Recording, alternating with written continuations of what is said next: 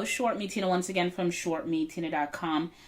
Kicking it off today with a video recap of the SPY. If you've been listening to any of my video analysis for the past 4.5 weeks to 5 weeks, you'll know that a majority of them are led by the overall markets. In particular, my focus is on the S&P 500, that particular index, the SPY. And I'll recap for you, for anyone that's new, and I'll reiterate for the folks that have been listening to me for the past 4 or 5 weeks. I'll try to make my messaging crystal clear in terms of what I think about the market, how I intend to play it, how we're essentially playing it, and all that sort of good nuances and things like that, all the while trying to keep the video sort of condensed. So let's do this. So firstly, and again, although I told folks not to panic when we had this initial crash, and I mean it, not to panic, because panicking doesn't do you any good. You should always have a plan, and if you have a plan, it kind of like reduces, I think, like those anxieties that come up if you don't know what you're doing, or if you don't have sort of like a clear defined blueprint or agenda. So I advise folks not to panic. I'm still advising folks not to panic, but my messaging overall is, in the shorter term, right, there is weakness in the market, hence why we have been short within our community. We have been short the SPY as a hedge in our trading account, right? And I have 2 price points up here, 280 resistance, 260 support.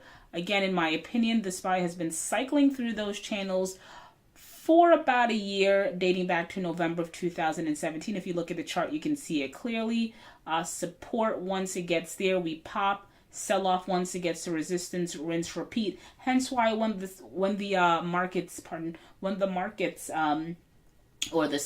SPY was trading around 280 back in mid-November, I thought it was wise to go short because we hit that resistance point, right? Conversely, I've indicated when the SPY hits 260, if you look back at history and if you're paying attention to charts, it would be wise, right? Or it would be smart from a risk-reward perspective to go long once the index gets around 260, because that has held for the past year, right, in your trading account.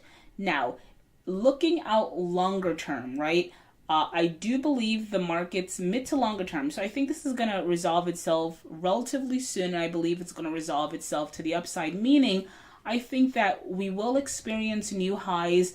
I want to say maybe not necessarily 2018, but definitely within 2019. I think that the market is going to, it's going to bounce and it's going to rally, and we're going to be talking about all-time highs. And folks who, and this brings me to another point, and what I've been encouraging in my community is, look for those stocks. Now you're thinking not necessarily shorter term in your trading account. You want to focus now on your mid to longer term portfolio or your retirement portfolio. Look for really good, sound, fundamental stocks that are off, about 10, I was saying initially 10 to 15%, but there's a lot of stocks, including Apple, that's off about 20, 25%. Really good companies, fundamentally sound companies that are off about 20, 25%. I said it would be wise to buy those companies in increments. Personally, myself, I am buying the dip in my longer term portfolio. In regards to our trading portfolio, we've been hedged, I want to say, not 100% sure, but it's been a while. I want to say we've been hedged actually prior to sort of like this big sell-off because of things that I was seeing in the market. So that's kind of my take on the SPY. Shorter term, there is weakness. Mid to longer term, by 2019, we're going to be looking back at this and sort of laughing. Well, I will anyway, because I am buying this dip because, again, I feel like the market is going to go up, right? Historically speaking, the upper hand is with the bulls. So do yourself a favor, don't panic, survey the market for stocks that you've wanted to own for a very long time and start buying them in increments. It might not seem like the wisest decision now, but again, looking out, you're going to thank yourself. You don't want to buy necessarily when things are going great, right? When everyone is buying, you want to buy when folks are selling. But, you know, again, you have to be strategic about it. Don't just run out there and buy any stocks, right? You have to buy, in my opinion, fundamentally good and sound stocks. So recap, shorter term, market has weakness, hence why we're short, but we're buying stocks for our longer term portfolio. For that mid to longer term bounce that I think we're going to see by like 2019, perhaps even towards the ending of 2018, we might bottom and start to rally. Sitting at 264, that support level of 260 is not too far away. Let's see how the markets act when it gets to that point.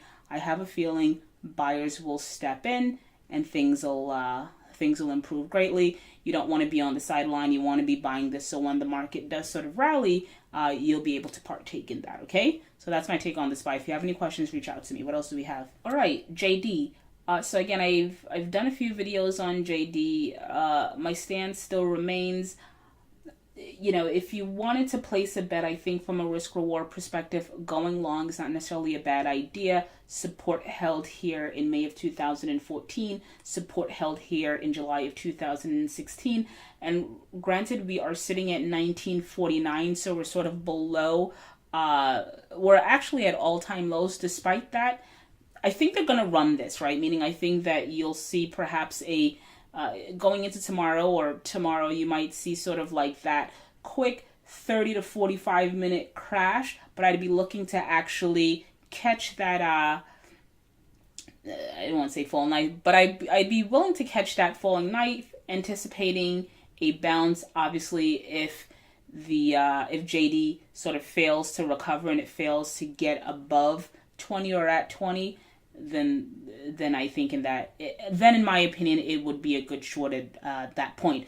But for me, sitting here in 1949, I'd wait for them to run it, you know, because it looks like they want to do it, have them sell it off a little bit, and then I try to catch that bounce. I think you'd probably be able to get a good 4 to 5 points from here. So JD, willing to take a trade on the long side. What else do we have?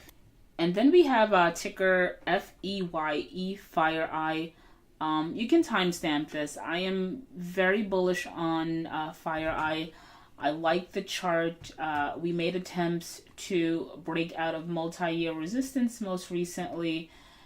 That breakout didn't hold. I feel once this bull market resumes, we're going to make other attempts at breaking out of this multi-year resistance. If you look further back to around 2015, there's a gap to be filled at around 26 to 28, somewhere around there.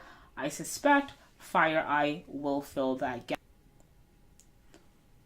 All right, ShortMeTina once again from ShortMeTina.com.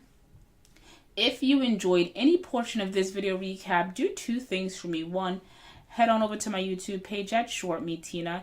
Hit that subscribe button, turn on notifications. I do videos every single day. This ensures that you do not miss any. Then head on over to ShortMeTina.com, sign up, become a member. Thank you for listening, and as always, thank you for your support.